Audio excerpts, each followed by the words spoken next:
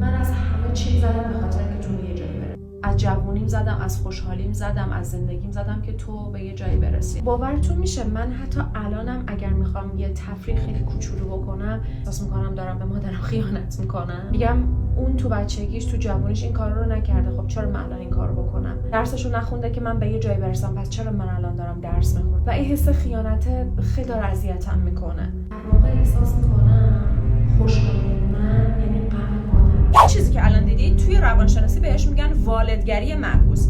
یعنی فرزند به جای اینکه دغدغه رشد خودش رو داشته باشه، بار عاطفی والدینش رو به دوش میکشه. پژوهش‌ها نشون دادن این بچه‌ها وقتی بزرگ میشن توی بزرگسالیشون اغلب دچار اضطراب و افسردگی میشن و حتی معنی درست لذت بردن از زندگی رو خیلی متوجه نمیشن، چون همیشه یه احساس بدهکاری عاطفی رو توی وجودشون حس میکنن.